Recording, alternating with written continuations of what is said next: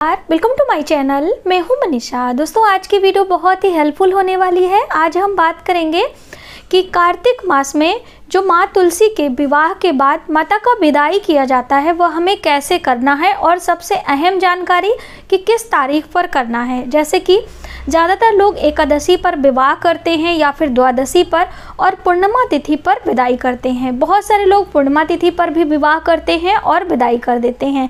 तो इस बार पूर्णिमा तिथि पर ग्रहण लग रहा है, चंद्र ग्रहण, जिसकी जानकारी मैंने ऑलरेडी आपको दे रखी है। तो विदाई हमें कब करना है, विदाई के समय हमें कौन सी सावधानियां रखनी है, और बहुत सारी जो हमारी बहनें हैं, भाई हैं, वो कार्तिक मास का नियम अपना रहे हैं, यानी सुबह सवेरे स्नान करते हैं, दान करते हैं और संध्या के समय दीप दान करते हैं। वो हमें कैसे करना है, समापन हमें कैसे करना है, कब हम दान करें, स्नान का समापन कैसे करें।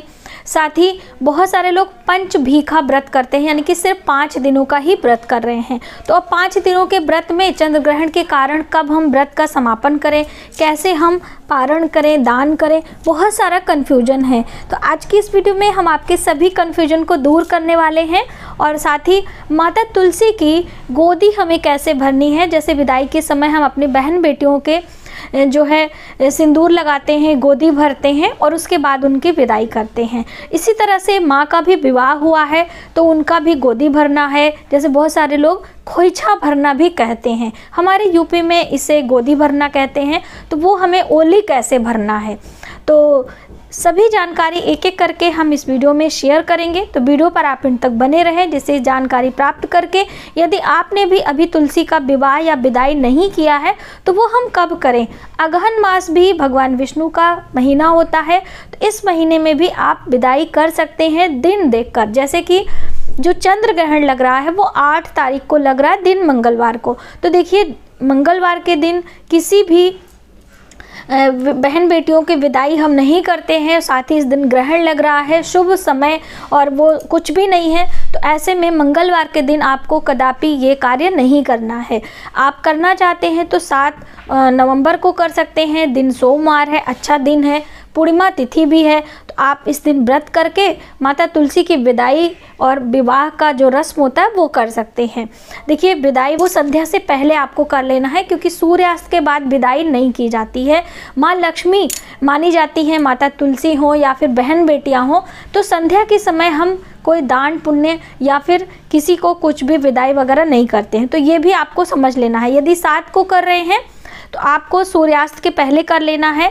शुभ समय की हम बात करें तो संध्या के समय 4 बज के कुछ मिनट से लेकर 5 बजे, यानी सूर्यास्त के पहले पहले आप कर लीजिए, ये समय अच्छा है।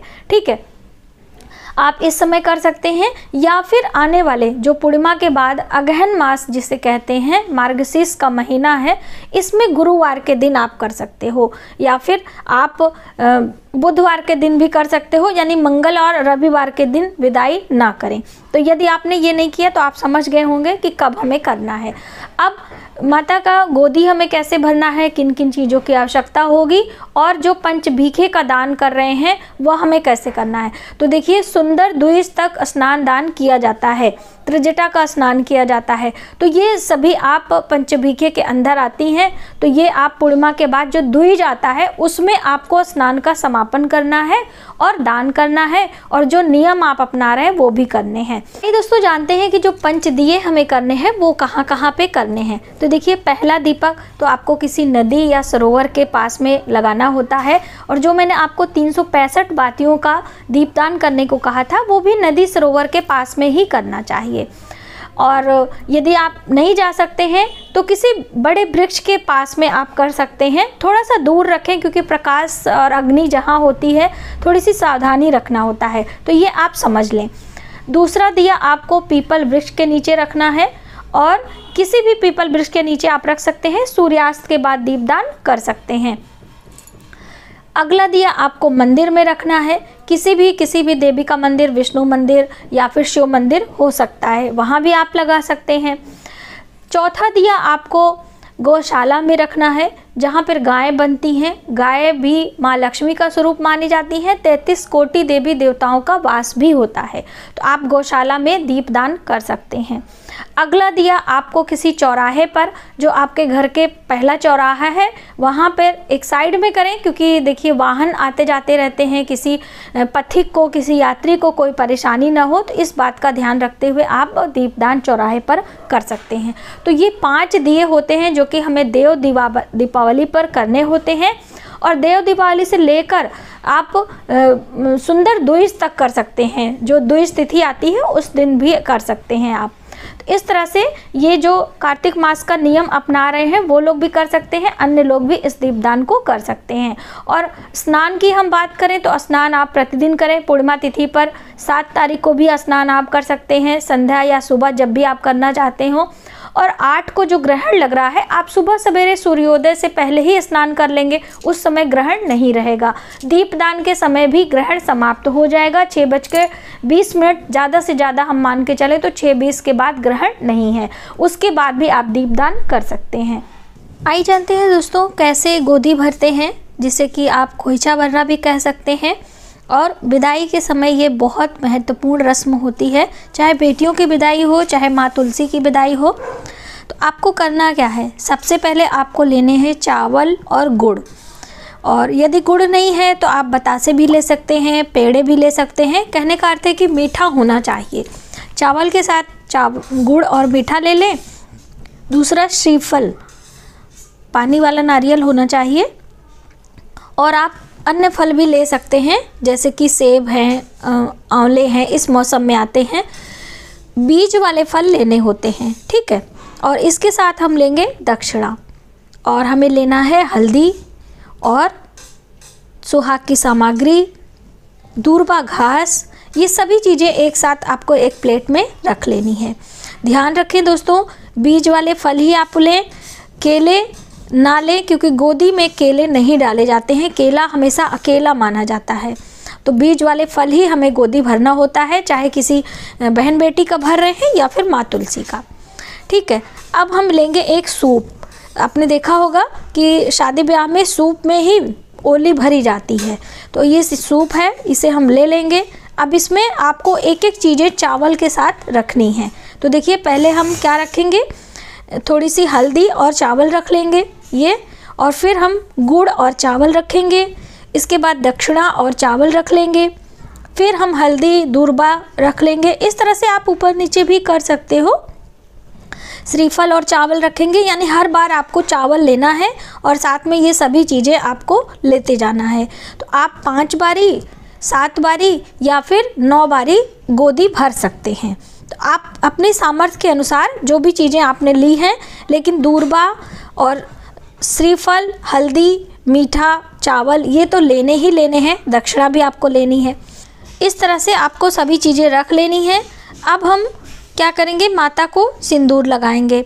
सुहाग लेंगे, 5 बारी 7 बारी आपको सिंदूर लगाना है। पत्तों में आप हल्दी भी लगा सकते हो, वरना सिंदूर ही लगाना चाहिए। उसके बाद आता है कि माँ की चुंदरी में थोड़ी सी चावल डालेंगे, जैसे कि हम बहन बेटियों के गोदी में चावल डाल के और पीछे उछालते हैं ना, तो इस तरह से आपको करना है। अब इस चावल को आपको अपने घर में थोड़ा सा छिड़काव भी करना है। इसके बाद ये चीज़ें हमें क्या करनी है, ये भी आप सोच रहे होंगे। इसे सभी चीज़ें आपको ब्राह्मण को देनी है, लेकिन ध्यान रखने वाली बात ये है कि सूप कभी खाली नहीं करना है, यानी जो सूप में सामग्री है पूरी पलट के आपको खाली नहीं करनी है। थोड़ी सी चावल, थोड़ी सी हल्दी आपको सूप में पचा लेने हैं, ठीक है। तो ये चीज़ आप ध्यान रखें। इससे हमारे घर में माता लक्ष्मी की कृपा बनी रहती है, घर में सुख समृद्धि रहती है। जैसे कि बेटियों के विदाई में आपने देखा होगा कि बेटियां चावल उछालती हैं और पीछे से माँ या फिर भाभी उसे अपनी गोदी में रखती हैं। ये सभी चीज़ें हैं। अब सुहाग की बात आती है तो आपने सिंदूर पहले से ले लिया है, और माता को जो हमने चूड़ियाँ चढ़ाई हैं पहले से विवाह के समय, उस चूड़ियों में से 2 चूड़ी आप सुहाग के रूप में ले सकते हैं। और फिर प्रणाम कर लें और गले ज़रूर मिले। तो गले मिलने के लिए हमारी तुलसी बहुत छोटी सी है, तो इस तरह से गले मिलने को हम थोड़ा सा आपको दिखा दे रहे हैं। 3 बारी 5 बारी आपको गले मिलना होता है। और माँ को विदाई के समय जैसे तो इस तरह से गले मिल के आप प्रणाम कर लें, पैर छू लें और सभी चीज़ें सुहाग सहित, पूरा चुंदरी सहित और ये सभी फल, मिठाई, चावल, अक्षत, ये सभी आपको किसी विष्णु मंदिर में या फिर किसी मंदिर में तुलसी जी का दान कर देना चाहिए।